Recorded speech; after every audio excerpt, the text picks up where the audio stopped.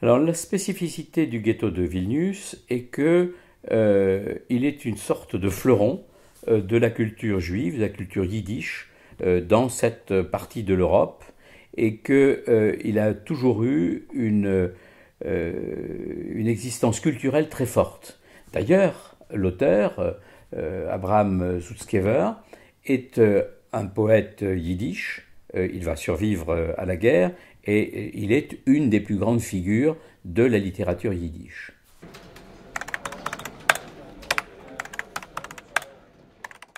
L'auteur a une approche qui est essentiellement culturelle.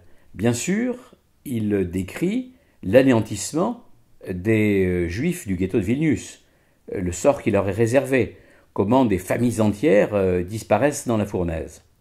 Mais il insiste tout particulièrement sur la volonté de détruire la culture juive.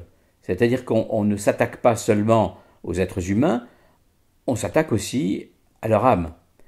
Les nazis vont piller les musées, les fondations, les bibliothèques. Ils vont s'emparer d'œuvres extrêmement anciennes, extrêmement rares. Ils vont créer des comités pour évaluer ceux qui sont en train de détruire ou de voler. Et on voit bien que la volonté des nazis est une volonté de destruction totale.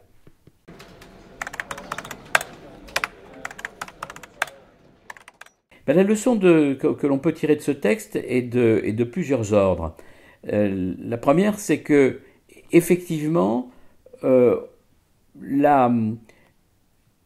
l'agression nazie est une agression qui comporte la disparition à tout point de vue. Le génocide, c'est pas seulement tuer des gens.